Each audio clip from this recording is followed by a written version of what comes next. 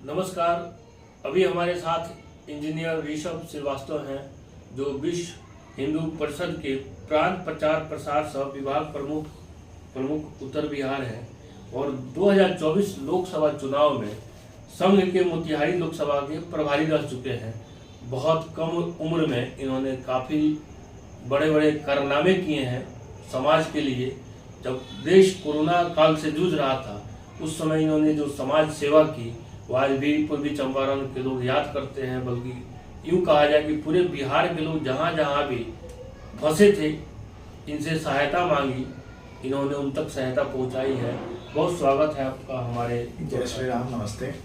आपका भी स्वागत है कि आपने मुझे मौका दिया यहाँ बैठ के हम लोग जो है आगे जो भी चर्चा हो सके उसके लिए। सच्चाई न्यूज़ की तरफ से बहुत मेरे तरफ से बहुत धन्यवाद कि आपने मुझे उस लायक समझा कि आज आप इस पॉडकास्ट में मेरे सामने आप और हम लोग सामने बैठ के जो है चैनल के माध्यम से हम लोग एक दूसरे के सामने बैठे हैं। विश्व हिंदू परिषद आपने काफ़ी कम उम्र में ज्वाइन कर लिया था, या आपका डिसीजन था या किसी ने आपको कन्विंस किया या फैमिली का डिसीजन था? ये बचपन से ही शौक था कि जब भी मैं जब मैं इंजीनियरिंग कर रहा था बैंगलोर में, या उसके पहले जब मैंने दिल्ली से जब स्कूलिंग किया, तो बचपन से ही शौक था कि अंदर से कुछ कर गुजरने का। मेरी दादी माँ हो गई और मेरे दादाजी थे, तो उन दोनों का भी जैसे कि बचपन से ही जब हम लोग छोटे भाई हम लोग सबको जब साथ में बैठते थे, तो मेरी दादी माँ भी हम लोगों को सिखाती थी कि अगर जब कभी भी अगर ज़रूरत पड़े या जैसे भी आप लोगों को ज़रूरत पड़े, उस तरीके से जो है आप किसी का मदद कीजिए, या जिस छोटा सा भी हो, 10% हो सके, 2% हो सके। तो दादी माँ का जो सीख है वो मैंने अपने अंदर में उतारा, और उन्हीं का जो सीख है उसको लेते हुए आज जैसे मालूम चला कि जैसे आपको भी मालूम होगा कि विश्व हिंदू परिषद बजरंग दल जो है सेवा, सुरक्षा और संस्कार के लिए जाना जाता है। बहुत सारी पॉलिटिकल पार्टी हैं, वहाँ आप देखिएगा तो हर किसी का एक अपना अपना छल होता है, किसी के मन में कुछ लोभ होता है, लालच होता है। मगर मैंने बहुत ज़्यादा रिसर्च किया। जब रिसर्च किया तो लगा कि कोई ऐसा संगठन जो पूरे विश्व में प्रसिद्ध है, तो विश्व हिंदू परिषद। आप देखे भी होंगे कि अगर किसी को खून की जरूरत होती है तो सबसे पहले जो है आपको विश्व हिंदू परिषद का ही सेवा कार्य के लिए आपको जो है बलिदान दिवस के समय में आप लोग देखते होंगे ब्लड कैंप लगा दिया जाता है।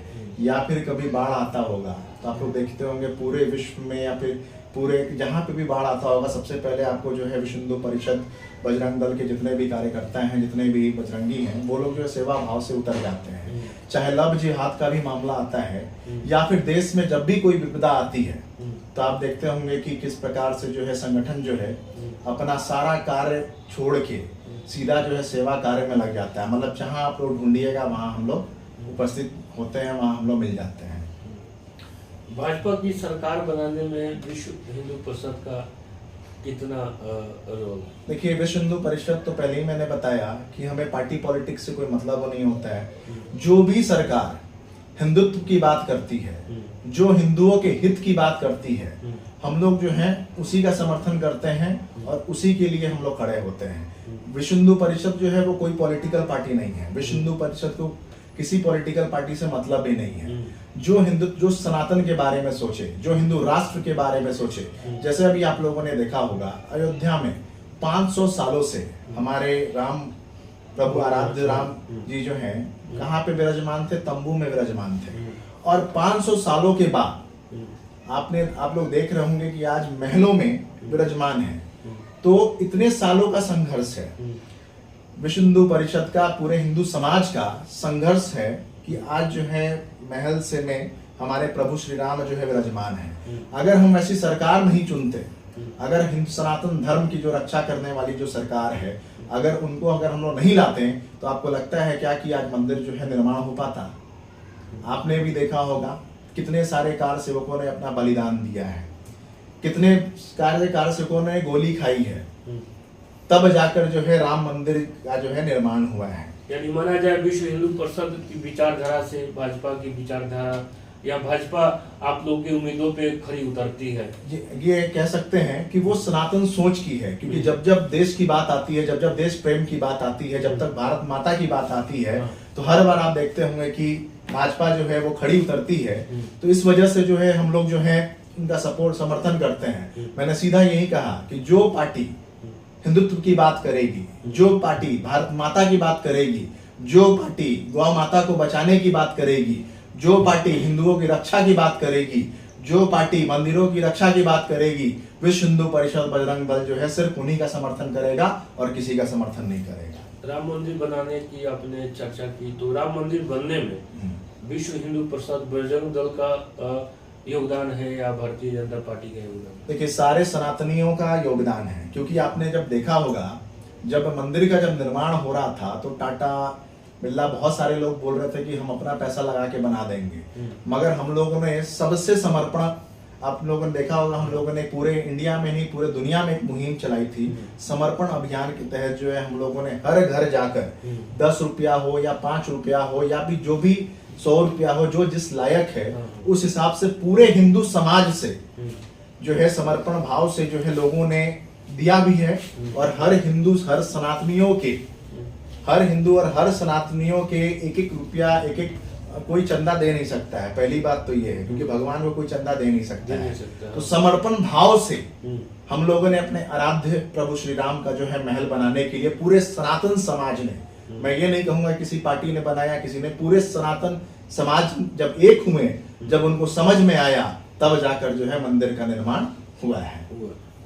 पहलगाम हमले की बात कर लेते हैं। जिस तरह से पहलगाम में निर्दोष लोगों की हत्या हुई थी, जाति धर्म पूछ की हत्या आतंकवादियों ने की थी। उसके बाद जो भारत पाकिस्तान में युद्ध चला, आप कह सकते हैं भारत ने एयर स्ट्राइक पहले किया, उसके बाद पाकिस्तान ने भारत के निर्दोष लोगों पे हमला किया, फिर भारत की सेना ने पाकिस्तान के सैन्य ठिकानों को नेस्तनाबूद किया, उनके आतंकवादी ठिकानों को नेस्तनाबूद किया। जो युद्ध विराम लग गया, उससे बहुत सारे लोगों में था कि भारत पाकिस्तान को हरा रहा था, भारतीय सेना पाकिस्तानियों को मुंहतोड़ जवाब दी थी और कहीं ना कहीं पाकिस्तान की सेना बैकफुट पे थी।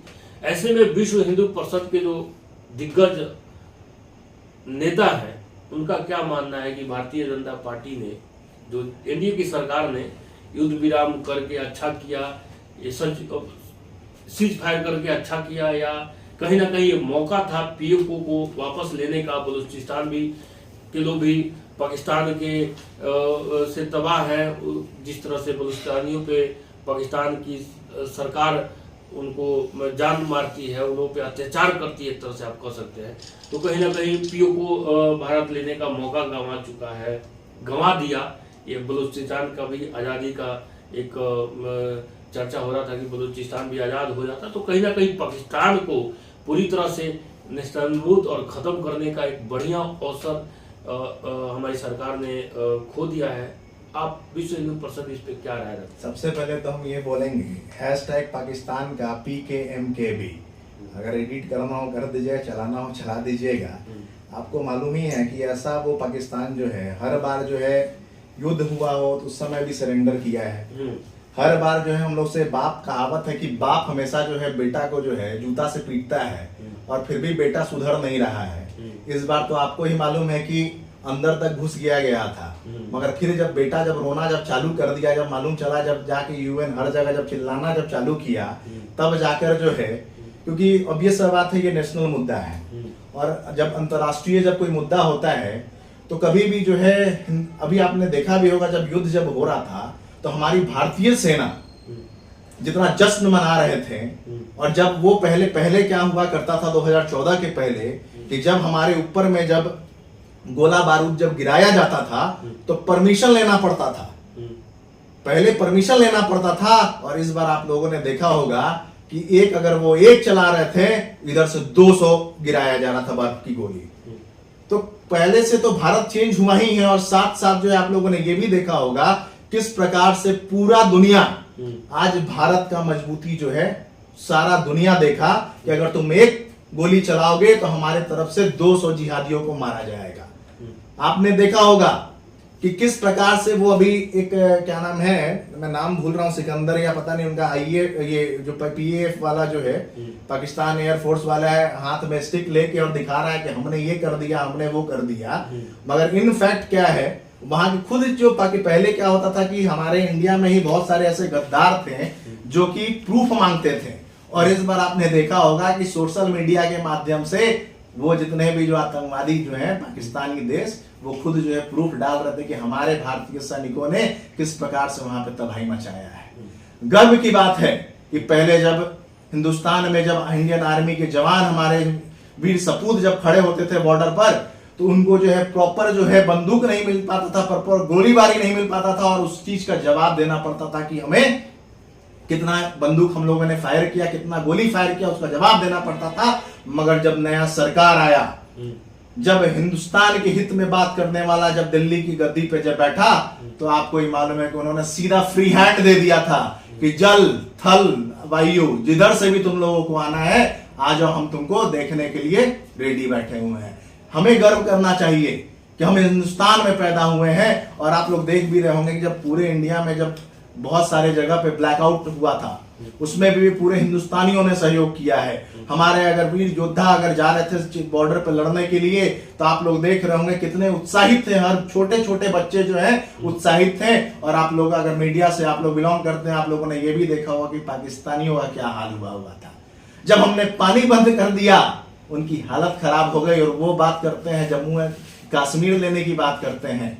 हम लोगों ने जब थोड़ा सा जब वो लोग ड्रोन जो है चाइनीज ड्रोन छोड़ रहे थे, आप लोगों ने भी देखा होगा किस प्रकार से यहाँ आने के बाद डिफ्यूज हो जा रहा था। और हमारा जब S-400, इसी S-400 के लिए आपने देखा होगा कितना विरोध हुआ था। अगर आज हमारे पास में वैसी मिसाइल नहीं होती, आज वैसा हमारे पास में अगर प्रोटेक्शन के लिए वैसे वैसे बड़े बड़े डिफेंस सिस्टम नहीं होता, तो आज हिंदुस्तान का क्या हालत होता। आप लोगों को याद होगा जब हमारे देश के प्रधानमंत्री जो वर्तमान में हैं, जब विदेश घूमते थे, तो लोग क्या कहते थे, जो अपोजिशन वाले थे, याद होगा कि अरे ये तो विदेश मंत्री हैं, ये सिर्फ जो है बाहर ही घूमते रहते हैं। और जब आज युद्ध हुआ, तो एक चीज तो बड़ा अच्छा लगा कि जब इस बार जब इंडिया पाकिस्तान का जब युद्ध हुआ है, तो आपने देखा होगा कि विपक्षी भी साथ हो गए हैं और उन लोगों ने भी साथ निभाया है, जिसके कारण जो है पाकिस्तानियों को मुंह तोड़ जवाब मिला है। लेकिन जब सीज फायर हुआ तो बहुत सारे लोग इंदिरा गांधी को याद कर रहे थे, सोशल मीडिया पे भी चल रहा था इंदिरा गांधी होना आसान नहीं है। उनसे 71 की लड़ाई जब हुई थी तो पाकिस्तान को 2 भागों में भारतीय सेना ने बांट दिया था। तो इंदिरा गांधी उस समय प्राइम मिनिस्टर थी। तो कहीं ना कहीं मानते हैं आप कि ये मौका था जो भारत चूक गया, पीओ को जो हम लोग बात करते हैं कि जम्मू भारत का हिस्सा है, उसको लेना था और बलूचिस्तान को आज़ादी दिलाने में अपना योगदान है। मानते हैं आप कि कहीं ना कहीं सरकार ने जल्दीबाजी, हम लोग का तो सपना ही है अखंड भारत का, क्योंकि आपको भी मालूम होगा कि संघ में जाइए या कहीं भी शाखा में जाइएगा तो हम लोग अखंड भारत की बात करते हैं। और ये मौका बहुत बढ़िया था, मगर ये भी हम उस पर टिप्पणी इसलिए नहीं कर सकते हैं क्योंकि हमें अगर टिप्पणी कर रहे हैं तो हम लोग सीधा जो है समझिए, जो हमारे जो देश के जो 3 स्तंभ जल थल वायु सेना के अधिकारी बैठे हुए हैं, उन लोगों ने कुछ ना कुछ तो प्लान किया होगा, उन लोगों ने कुछ बड़ा प्लान किया होगा। तो सरकार का डिसीजन, वो सरकार का डिसीजन था, ठीक है, मगर अगर सरकार ने भी डिसीजन लिया होगा तो ऐसा तो नहीं है कि खुद से ले लिया होगा। वो सारे लोग जो जितने भी डेलीगेट्स हैं वो सब बैठे होंगे और वहां पे उन लोगों ने कुछ डिस्कशन किया हो। अभी जैसे कि आप लोग देख रहे होंगे कि पाकिस्तान में अभी जो है न्यूक्लियर लीक का भी बीच में अभी आप लोग देख रहे हो, हर जगह न्यूज में आ रहा है, सोशल मीडिया पे आ रहा है। तो ये क्या पता है ये सही न्यूज भी हो, और ये सही न्यूज है तो समझिए कि हमने छोटा सा चीज से वहां पे बड़ा धमाका कर दिया, तो ये अच्छी बात है। मगर यही है कि अब उन लोग जो हाईली रैंक जितने भी लोग बैठे हैं, उन लोगों ने क्या डिसीजन किया, क्योंकि हम लोगों ने पहले भी देखा है, इसके पहले भी हम लोगों ने देखा है जितने भी ऑपरेशन हुए हैं, जैसे जल से भी मारा गया है, थल से भी मारा गया है, और उनके घर में उरी अटैक आपको याद ही होगा कि उनके घर में घुस के भी सर्जिकल स्ट्राइक भी आपको याद ही होगा कि उनके घर में घुस के मारा गया है। तो पाकिस्तान जो ये सोच रहा था ना कि पुराना भारत है, ये पुराना भारत नहीं है, ये अब नया भारत है। और इस बार उन लोगों को मालूम चल गया कि जब पटाखों का जब बौछार जब हिंदुस्तान करता है ना, तो इस्लामाबाद तक जो है हिल जाता है।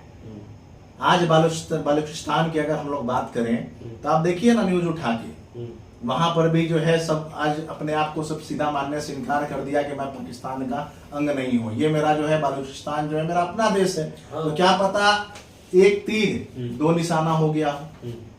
वो तो ऊपर वाले जितने भी ऑफिशियल बैठे हुए हैं, जितने भी डेलीगेट्स बैठे हुए हैं, वो लोग क्या प्लानिंग किए हैं वो तो हम लोग को देखने के लिए, but as a Indian, as a भारतीय, हम लोग को ये करना चाहिए कि जब हमारे देश पे जब विपदा आए, अभी आपने एक बड़ा अच्छा न्यूज भी देखा होगा, जब चंडीगढ़ में जब बुलाया गया कि बहुत सारे लोगों को बुलाया गया, जब आदमी ने बोला कि हमें और फोर्स की जरूरत है, तो लोग हजारों की संख्या में नहीं, लाखों की संख्या में लोग वहां पहुंच गए ट्रेनिंग के लिए। और आप सबसे अच्छा चीज देख के ये लगा होगा चंडीगढ़ में कि छोटे बच्चे से लेके 80 साल से 90 साल के जो बुजुर्ग भी थे हमारे देश के, उनके अंदर में सोचिए देश के प्रति जज्बा, कितना जज्बा है। हाँ। कि वो हमारे जो है हमारी भारत माता की रक्षा के लिए जो है वो लोग पहुंच गए।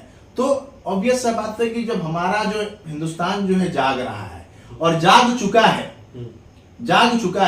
क्योंकि आप पहले क्या होता था कि पहले विरोधी जितने भी अपोजिशन वाले थे वो विरोध करते थे, मगर इसमें हम सबको सैल्यूट करना चाहेंगे कि जब भारत माता पे जब कोई गलत नजर उठा के दिखाया तो पूरा हिंदुस्तान जो है एक होकर और हर जाति हर धर्म एक होकर और लड़ाई युद्ध के लिए तैयार हो गया। हम लोग बार बार ये भी कहते हैं कि आप देखिए तो इंडियन आर्मी है, और सबसे बड़ा दिक्कत ये है कि हिंदुस्तान में ही गद्दार बैठे हुए हैं। पुराने जमाने का अगर आप युद्ध देखिएगा तो बाहरियों ने नहीं हराया, मुगलों ने हमें नहीं हराया, हमारे ही घर में जयचंद बैठे हुए हैं, उनकी वजह से जो है हमारा देश जो है जयचंद किसी भी जाति धर्म के हो सकते हैं। किसी भी जाति धर्म के हो सकते एक लड़की जो है हिंदू है लेकिन पाकिस्तान के, वो तो देखिए वो 12-13 है, ऐसा नहीं है कि वो सिर्फ एक वही है, 13 नाम है, मगर उसको भी पोर्ट्रे किया जा रहा है। तो मैं ये कहता हूँ कि वो 13 में से सिर्फ अगर हिंदू है तो सिर्फ उसको नहीं, जो 12 भी तो है, सबका नाम पोर्ट्रे करना चाहिए, हर जाति धर्म के लोग हैं। तो जो देश के लिए गद्दार है उसको गोली मारो सीधा, जो देश के लिए जो गद्दार है उसको सीधा गोली मारिए ना, उसके लिए तो पूरा हिंदुस्तान साथ खड़ा है। तो जो अपने भारत माता का नहीं हो सकता है वो किसी का नहीं, अपनी माँ का भी सगा नहीं होगा, अपने बाप का भी सगा नहीं होगा।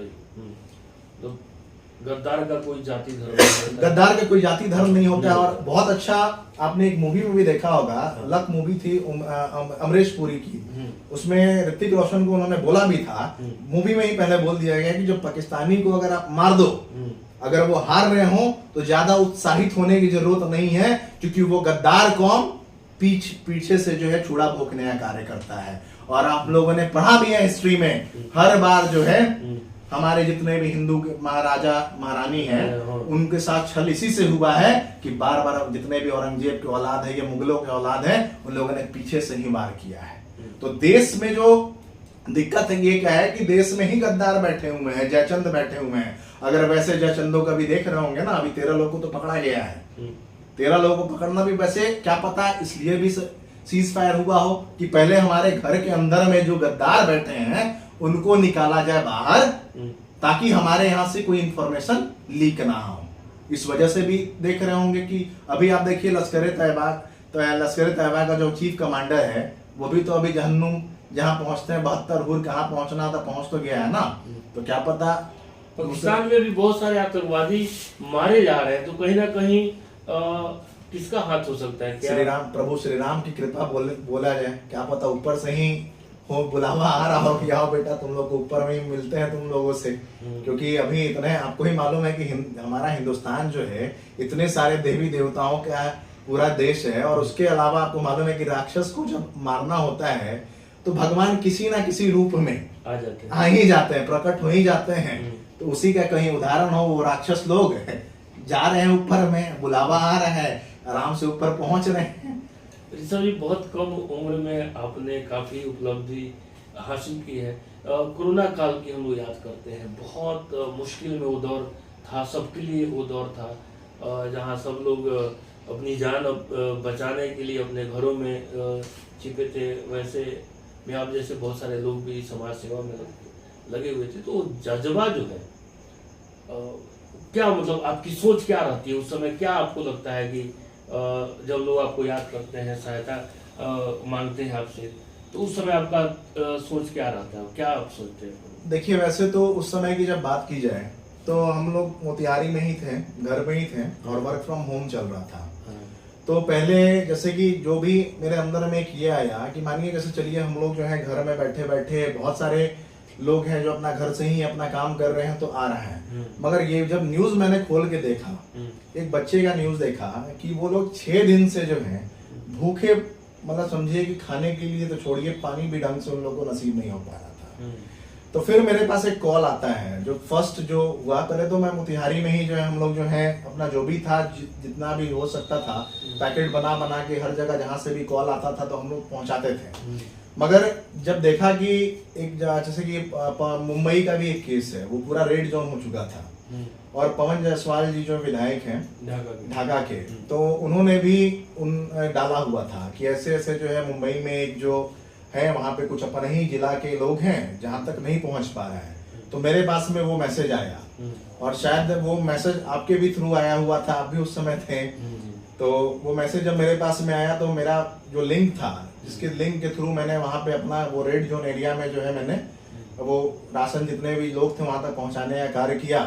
और साथ में जो पवन जायसवाल जी, उनका फिर बाद में मेरे पास मैसेज भी आया कि ऋषभ जी बहुत बहुत धन्यवाद, वो मैसेज आज भी मेरे पास पड़ा हुआ है। उसी प्रकार से तमिलनाडु की बात है, एक हमारे ही बिहार का जो लेबर था वो जो है वहाँ पे गया हुआ था, उसका जो ठेकेदार था वो उसको पैसा नहीं दे रहा था, तो उसने वीडियो बना के मेरे पास में डाला।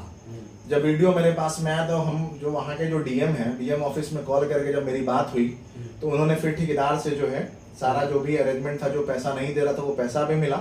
और बाद में जो वो लोग 30 से 40 के करीब में जितने भी मजदूर थे हमारे यहाँ के थे, उनको फिर अपने माध्यम से जो हमारा लिंक है और संगठन आपको मालूम ही है कि कितना उसका नेटवर्क है, पूरे हर एक देश में विदेशों में भी हमारा संगठन फैला हुआ है, उसके माध्यम से जो है फिर मैंने तमिलनाडु में जो है पहुंचाने का कार्य किया। अब उसके बाद में फिर पंजाब में भी उसी तरीके से जो है मेरे पास में वीडियो आता था कि हम लोग इतने लोग, बहुत सारे उस समय फेक भी करते थे। एक इंसिडेंट है मेरे साथ में हुआ था कि आपको मैंने बोला कि हम ठीक है जो भी आप लोगों को राशन चाहिए आप राशन हम पहुंचा देते हैं, मगर आप जो है बताइए कि कहाँ पे हैं। उन लोग वेल सेटल्ड इंसान गांव में ही बैठा हुआ है, मगर कहावत है ना कि उसी में जब आप कुछ अच्छा कीजिएगा ना, जिन जो मजबूर होते हैं, जिनको चाहिए होता है, वैसे वैसा भी कुछ केस मेरे पास में आया, जिसकी वजह से जो है आदमी जो है मानिए अब जैसे कि जिसको जरूरत ही नहीं है तो आपके दिमाग में भी आ जाएगा ना कि बहुत सारे लोग जो है बेवकूफ बना रहे हैं। मगर फिर मैंने सोचा कि चलो एक दो अगर वैसे हैं, उनकी वजह से जो जहाँ तक मेरा एक हाथ जहाँ तक फैल रहा है, जहाँ तक मेरे हिसाब से, जहाँ तक मेरे उम्र के हिसाब से जहाँ तक हम पहुँचा सकते थे, अपने कैपेबिलिटी के हिसाब से हर जगह जो है पहुँचाने का कार्य किए। इसी तरह एक महिला का भी नोएडा से आया कि हम लोग जो है यहाँ पे फंसे हुए हैं, ऐसे ऐसे राशन की ज़रूरत है। तो उसके बाद फिर मैंने जब मालूम चला कि ऐसा फेक भी हो रहा है तो हम क्या करते थे कि हम दिमाग लगाए, हम कहें कि काम कीजिए, आप लोग जितने भी लोग हैं आप वीडियो बना दीजिए, भाई 50 लोग हैं 60 लोग हैं, जितने आप एक वीडियो बना के हमको भेजिए। और वीडियो जब आता था तो वो लोग वीडियो जो है मेरे पास में डाल देते थे। और जब राशन जब जाता था तो ये चेक करना होता था कहीं ऐसा तो नहीं कि मानिए अगर हम 60 लोगों को भेज दिए तो वो मौके का फायदा उठा लिया, जरूरतमंद के पास पहुंचा नहीं, वो अपना लिया, पता चला कि लेके बेच बाच दिया, तो फिर वो चीज जिसको पहुंचना है उसको पहुंचा भी नहीं और सेवा करने का फिर भाव भी जो है सेवा कार्य का कोई फायदा भी क्या रहता। इस वजह से वीडियो भी हम बना के और फिर हम अपना डालते थे कि हाँ भाई यहाँ पे पहुंच गया है, इस जगह पे पहुंच गया है। तो ये भाव तो हर, और बहुत अच्छा भी लगा कि बहुत सारे लोगों को आप देखे होंगे कि पूरे इंडिया में ही हर कोई जो है अपने हिसाब से जहां भी जो जैसे था, हर कोई सेवा जो है करने के लिए तत्पर था, जो क्षमता थी। हाँ। और बहुत बार ये भी देखा जाता है कि जब अगर आप कोई सेवा कार्य कीजिएगा तो बहुत सारे लोग कमेंट भी करते हैं कि दिखावा कर रहा है। तो चलिए कोई बात नहीं है, अगर मेरे एक दिखावा के चक्कर में अगर 5 अगर मेरे भाई, मेरे बंधु, मेरे छोटे भाई अगर देख के अगर मोटिवेट हो रहे हैं तो वो दिखावा ही सही, कोई दिक्कत नहीं। अगर मेरे एक दिखावा से अगर 5 आदमी मोटिवेट होकर अगर वो 10 लोगों का मदद कर रहे हैं तो दिखावा के लिए हम रेडी हैं, कोई दिक्कत नहीं है, जिसको जो कहना कहे। अगर हम, मेरे भी अंदर में कहीं ना कहीं से भाव कहाँ से आया हो, कोई ना कोई अगर मैंने देखा होगा किसी ना किसी से तो इंसान इंस्पायर्ड होता ही है।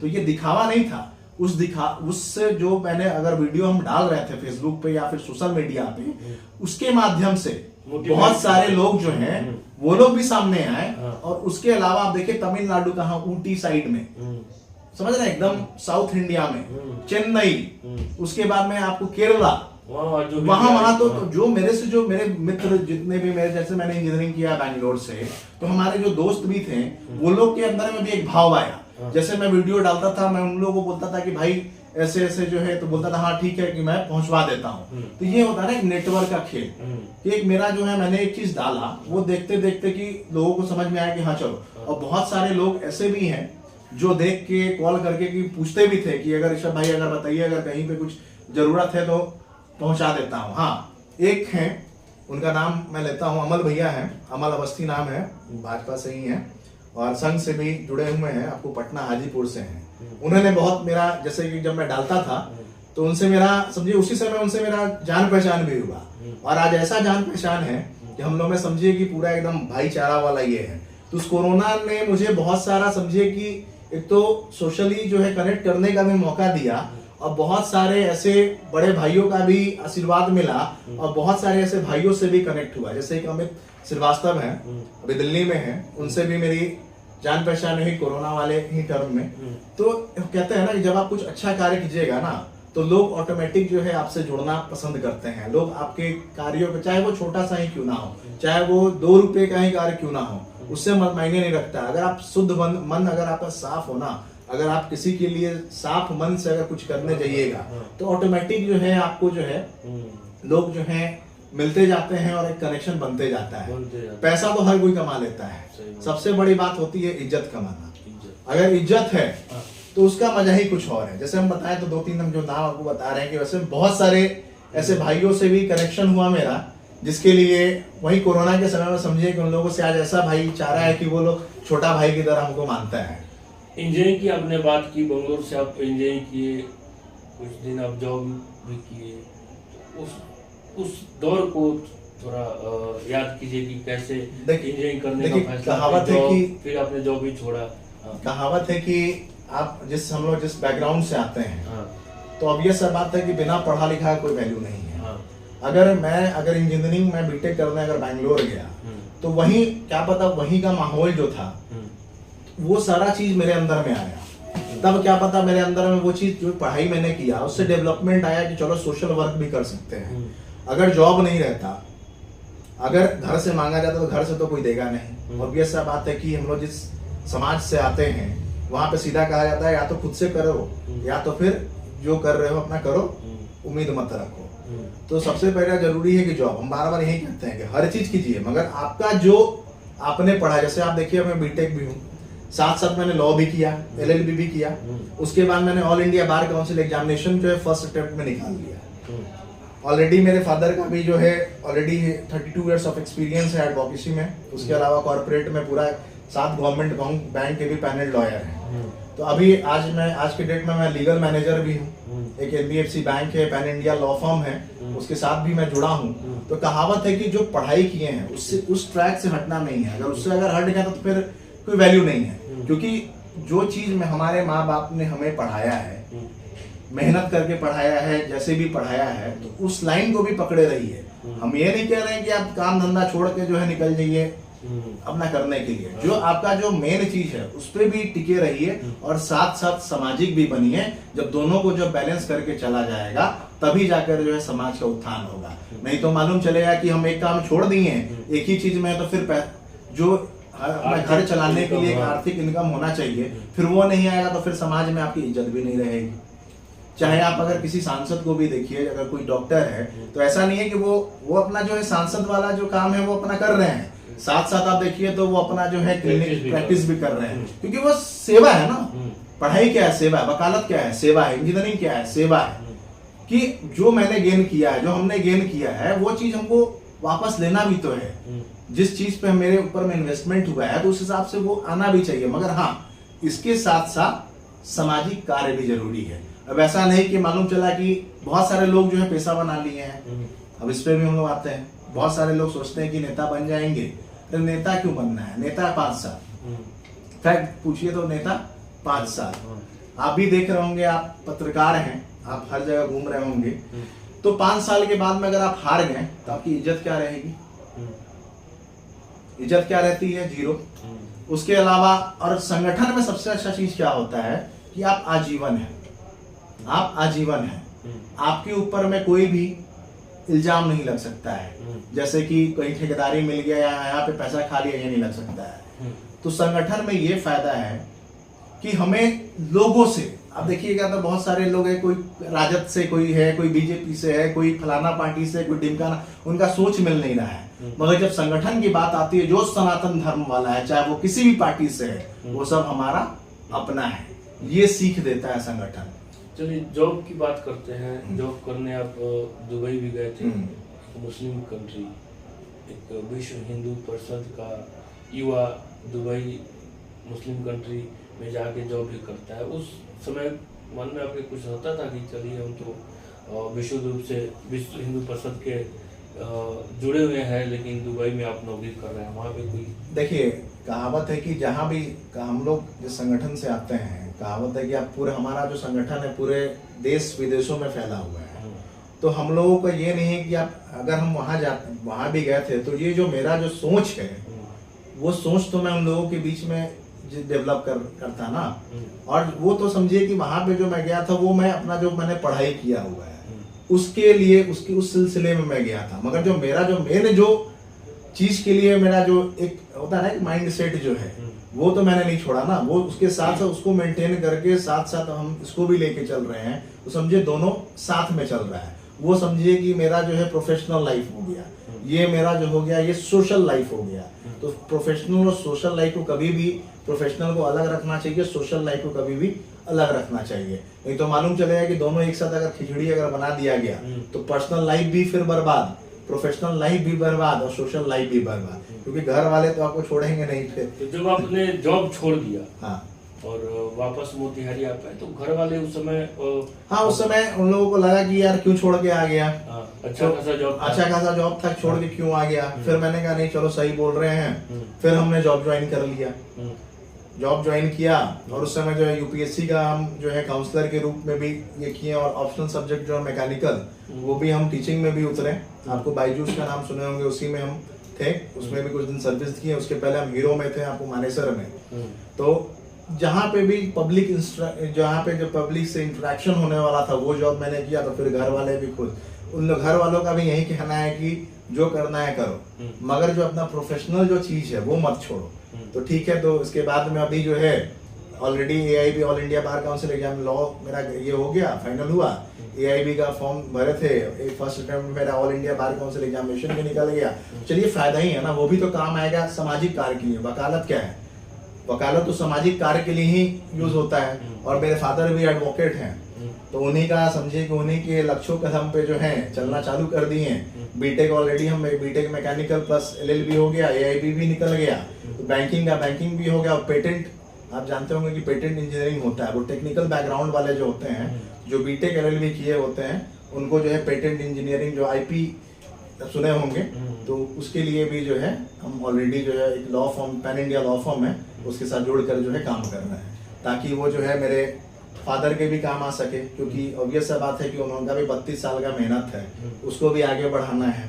जैसे मैंने पहले ही कहा कि मेरे फादर खुद 7 बैंक के, गवर्नमेंट बैंक के पैनल लॉयर हैं, तो उसको भी आगे बढ़ाना है।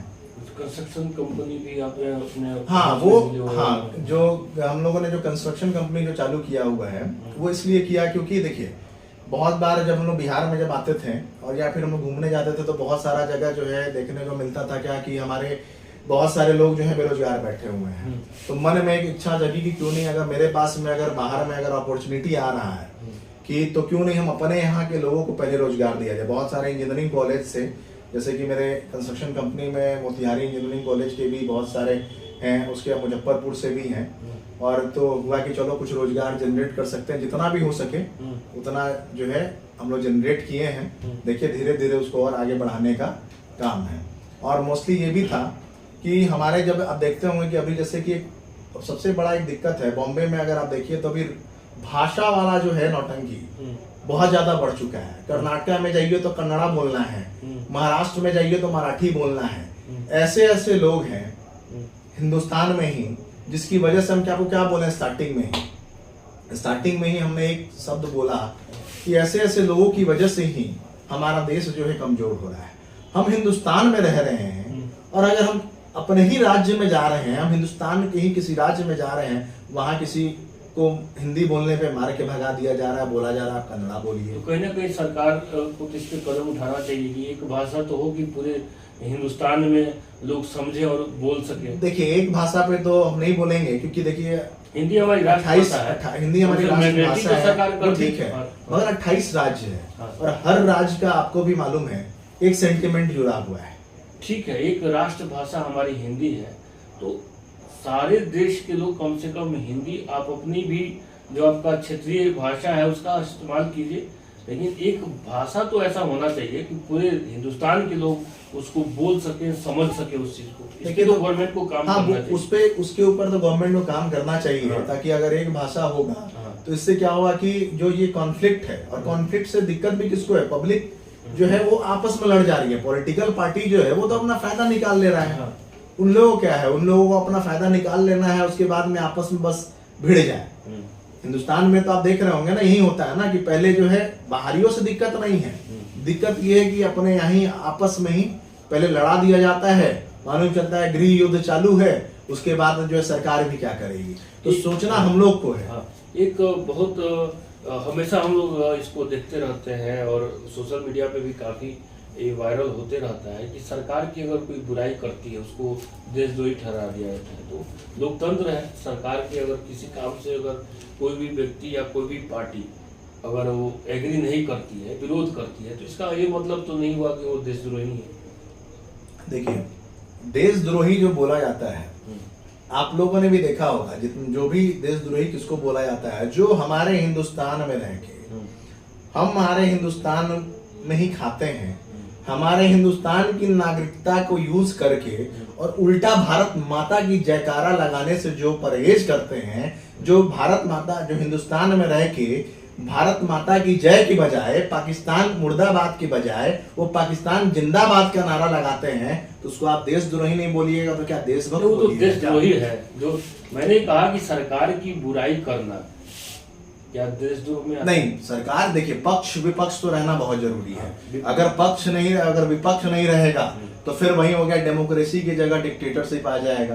तो विपक्ष का रहना बहुत जरूरी है। मगर हाँ, अगर जो भी प्रेजेंट सरकार है, अगर वो देश हित की बात कर रहा है, अगर वो देश में रहने वाले गद्दारों को चिन्हित कर रहा है, अगर वो जो हमारा दुश्मन है उसके बारे में बोल रहा है, अगर उसका कोई विरोध करेगा तो उसको देशद्रोही बिल्कुल कहना जरूरी है, और उसको तो गोली भी मारना जरूरी है। हम तो ये कहेंगे। रिसेंटली आपने देखा कि जब पाकिस्तान से भारत का युद्ध की कगार पे हम लोग एयर स्ट्राइक भारत ने किया, तो पूरा हिंदुस्तान तो एक साथ में खड़ा था, विपक्ष के सारे नेता सरकार के साथ थे, सारे जाति धर्म के लोग साथ में थे।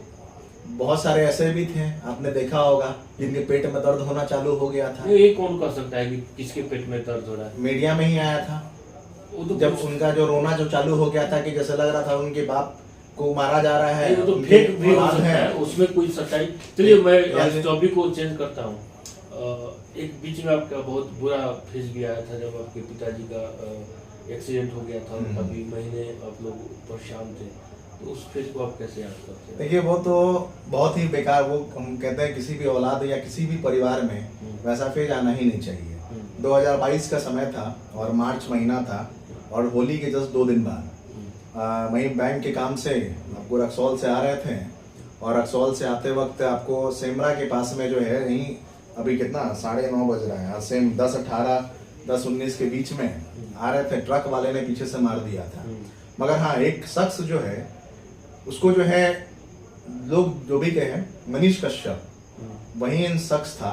जब मेरे पिताजी का जब एक्सीडेंट हुआ और वो जब रोड पे जब गिरे हुए थे, तो वो आपको मुजफ्फरपुर से वापस बेतिया की ओर जा रहा था, और वही शख्स जो है मेरे पिताजी को जो है उठाकर अपने गाड़ी में लाके मोतिहारी में जो है हॉस्पिटल में ले जाके, और पूरे पिताजी का एक्सीडेंट कहाँ हुआ था? सेमरा, जो सेमरा से वापस वो मोतिहारी, रक्सौल से वो बैंक का काम करके, जो कोर्ट का जो उनका काम था, आपके पिताजी मेरे पिताजी मनीष कश्यप मुजफ्फरपुर से अपने घर की ओर जा रहे थे, लेकिन उसने गाड़ी में और जब वो रोड पे, जब बीच रोड पे गिरे हुए थे, ऐसा भी नहीं था कि साइड में थे, जहाँ सेमरा स्टेशन है एकदम बीच में, जो आप NH देख रहे होंगे, वहीं पे बीच रोड में वो गिरे हुए थे, ट्रक वाले ने पीछे से मार दिया था। उसके बाद मनीष कश्यप इधर से जा रहा था, तो उसका वो एहसान जो है वो जिंदगी भर रहेगा, क्योंकि ऐसे आप देखिए तो जल्दी कोई भी है, अगर बीच रोड में अगर किसी का भी होगा तो जल्दी लोग घबराता है, मगर उसने ना आओ देखा ना ताओ देखा। उन्होंने सबसे पहले जो है सीधा डायरेक्ट उठाकर और गाड़ी में ला के जितना जल्दी हो सके जो मेडिकल जो रिक्वायरमेंट था वो पूरा कराया।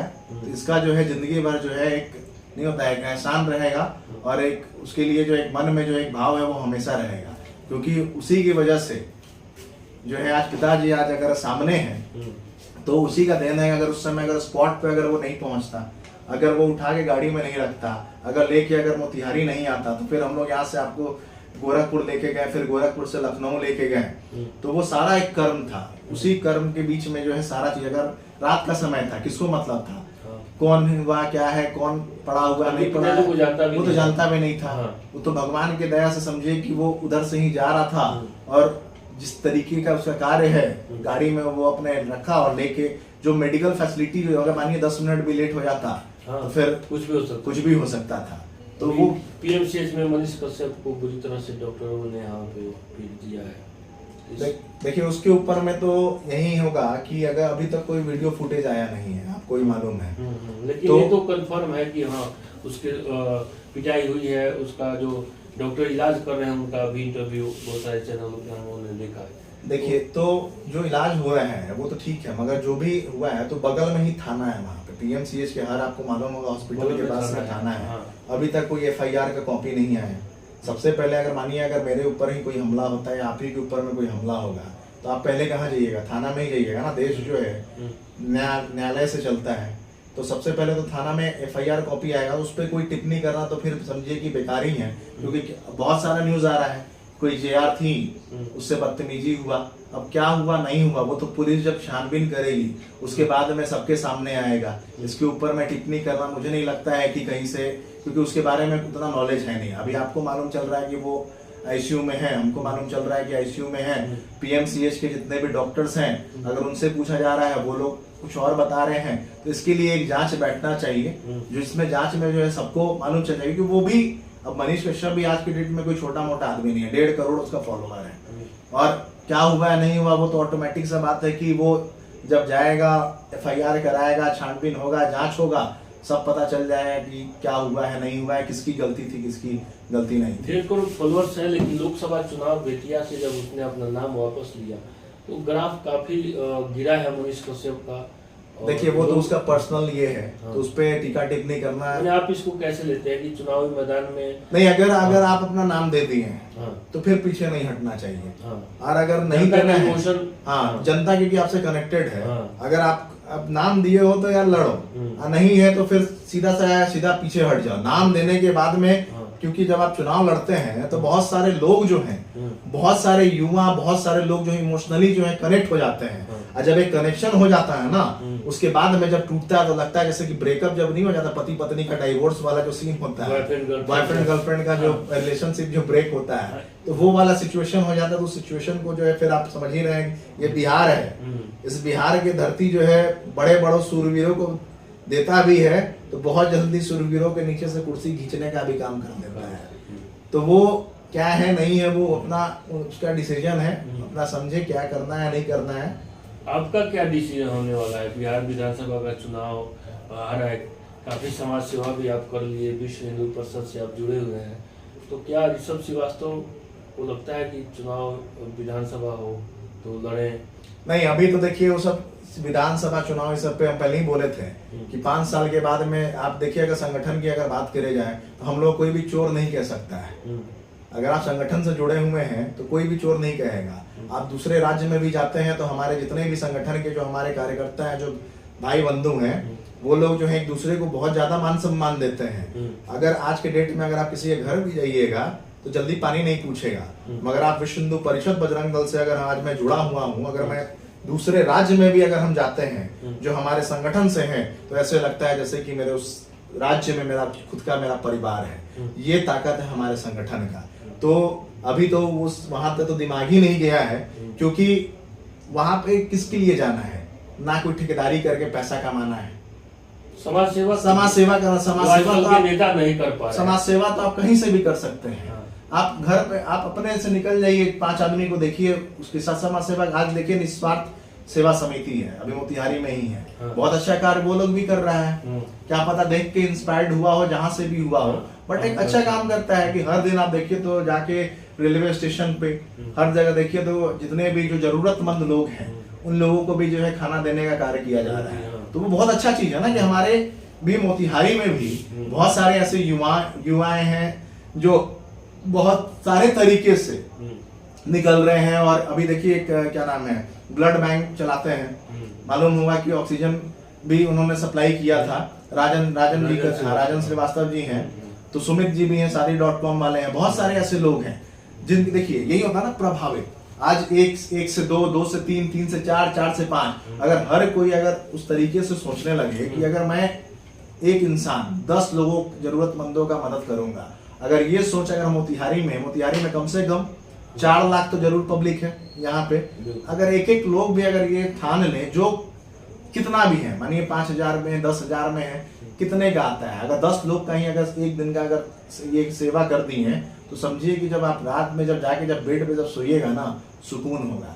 वहीं आपने किसी नेता के पास जाइए, किसी विधायक के पास जाइए, किसी सांसद के पास जाइए या किसी जनप्रतिनिधि के पास जाइए, देखिएगा टेंशन में जिंदगी जी रहा होगा।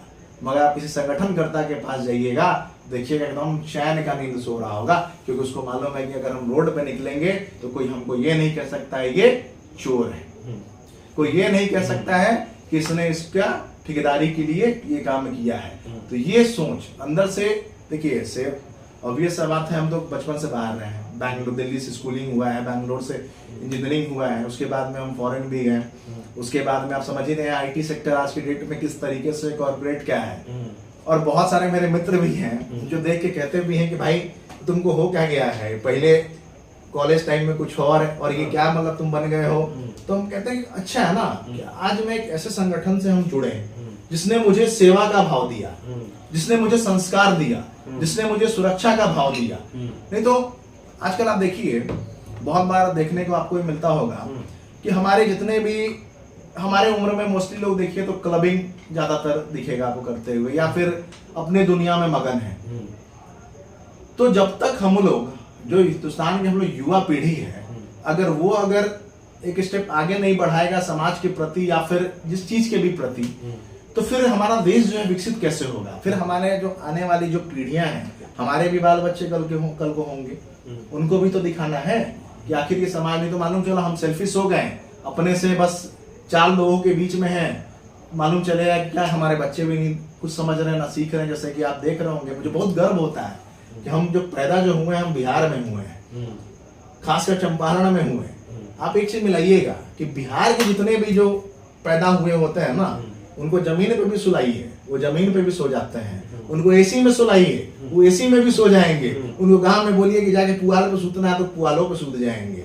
और जाके अगर देखिए, और वहीं आप बाहर में देखिए तो मालूम चलेगा क्या कि अगर छोटा सा अगर बच्चा है, बोल दिया जाए कि टॉफी लेके आना है दुकान से, तो मालूम चलेगा क्या कि मम्मी जो है साथ में जा रही है। तो सबसे अच्छा चीज तो ये है। और सबसे बड़ी बात है कि बाबूजी का मार, कि जब हम लोग क्रिकेट खेलने जाते थे, जैसे मालूम चला कि हम लोग अपने दोस्त को बोलते देखते रहो, कोर्ट से आ रहे हैं पिताजी डैडी आ रहे होंगे, और बाइक का आवाज सुन लेता था सब, जैसे वो आ रहे हैं हम लोग फटाफट जो अपना विकेट सब छिपाए और फ्री फोकट में आ गए, बैठ के अपना किताब खोल के बैठ जाते थे।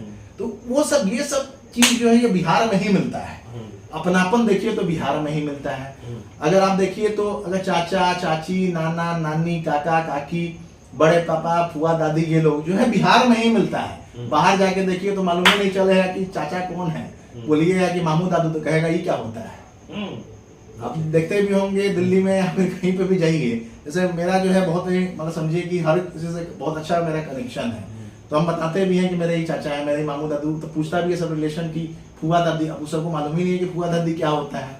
तो ये तो बहुत अच्छा चीज है ना कि हम लोग जो है ऐसे जगह पे जन्म लिए हैं जो कि जड़ से जोड़ के रखता है। कहावत है कि हम बिहारी जो है उगते हुए सूरज को भी प्रणाम करते हैं और डूबते हुए सूरज को भी प्रणाम करते हैं। ये संस्कार हम लोग को मिला हुआ है। चलिए, विश्व हिंदू परिषद, बजरंग दल बहुत अच्छा काम कर रहे हैं, लेकिन आज भी हम लोग के देश में और खासकर बिहार यूपी में हिंदू कई जातियों में बटा हुआ है। और एक जाति है जो जाति नहीं है।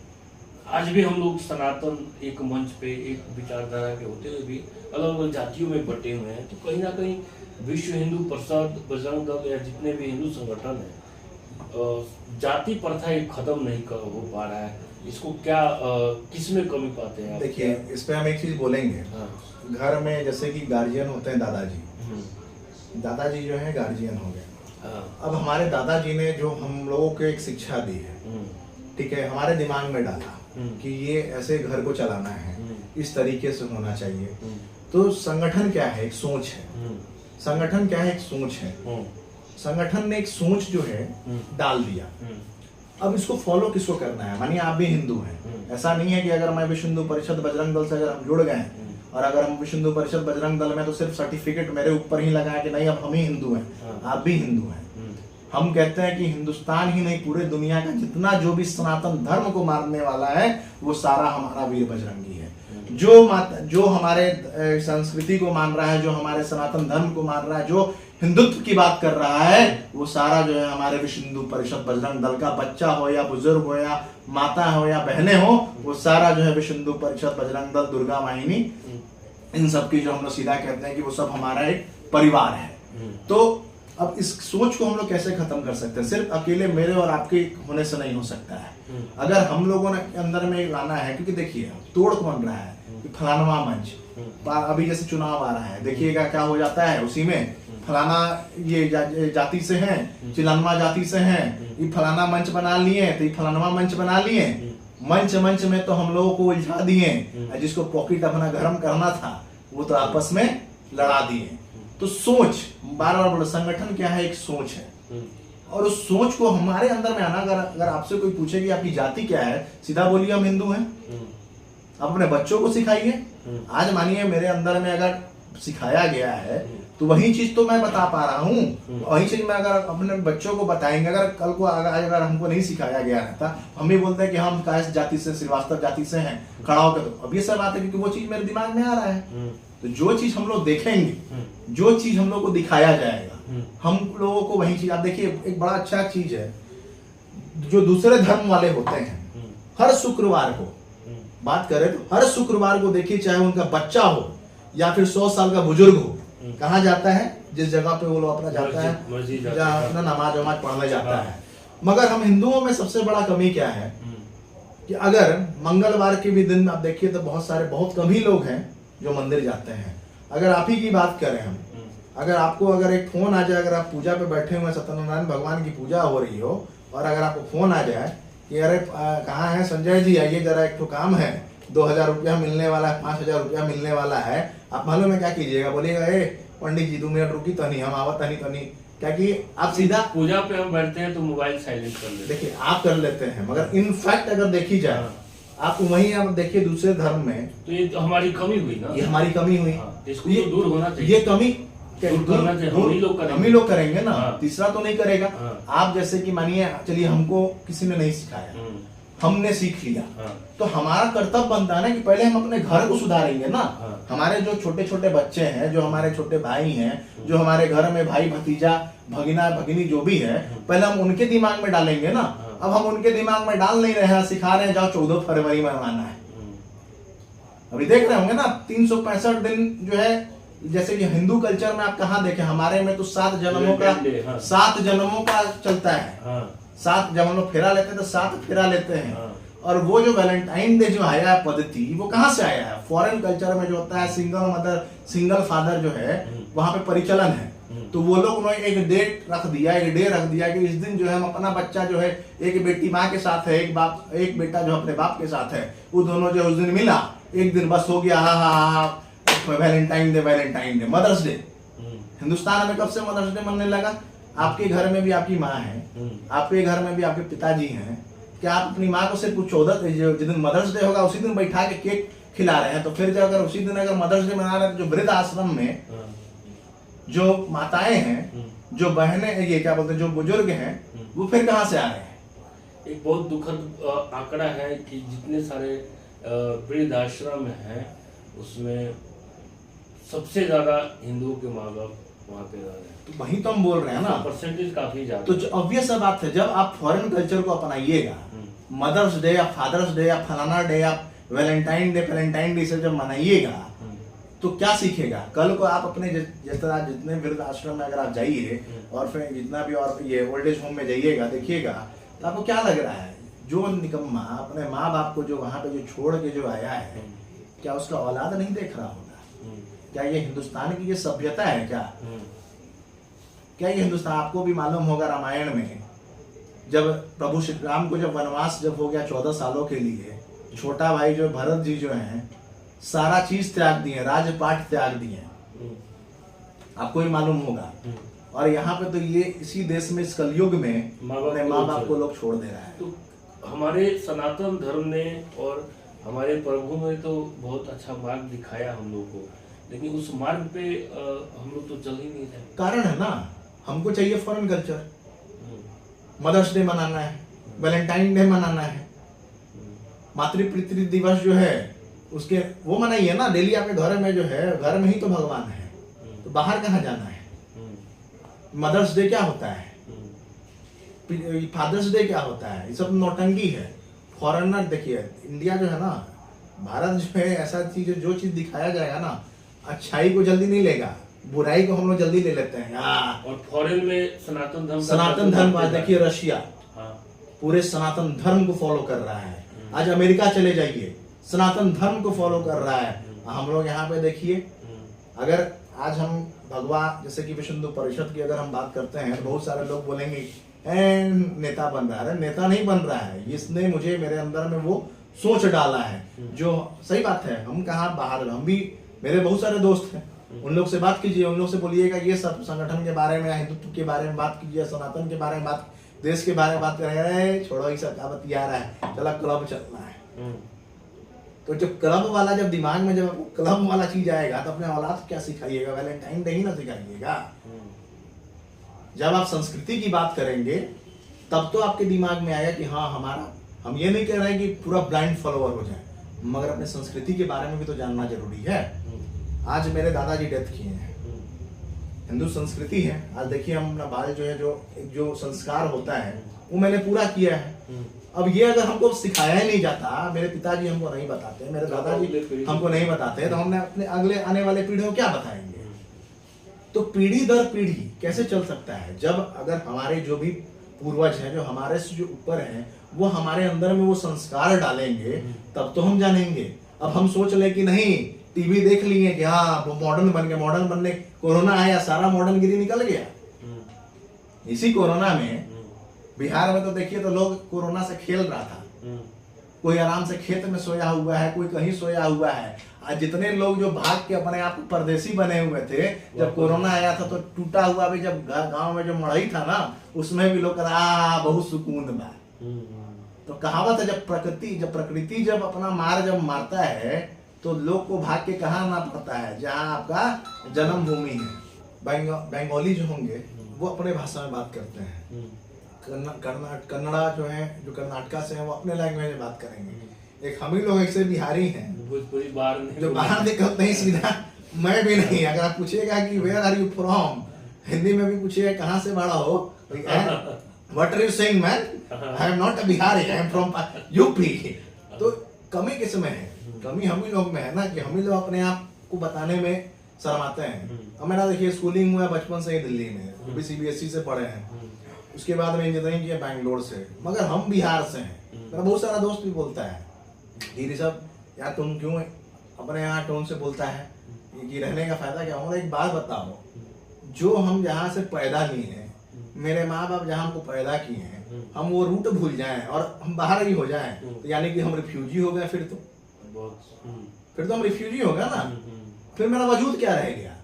हम जिस जगह से जुड़े हुए हैं, हम जहाँ से हैं, हम उस चीज को ना जानेंगे। चलिए, बहुत सारे मुद्दों पे हम लोगों ने बात किया, अपना कीमती समय देने के लिए बहुत बहुत धन्यवाद। आपका ये बहुत बहुत धन्यवाद, और सच्चाई न्यूज का भी बहुत बहुत धन्यवाद कि आपने ये योग्य मुझे समझा, और कि हम लोग साथ में जो है बैठे यहाँ पे और इतना अच्छा डिस्कशन हुआ, तो बहुत बहुत धन्यवाद। जय श्री राम। जय श्री राम।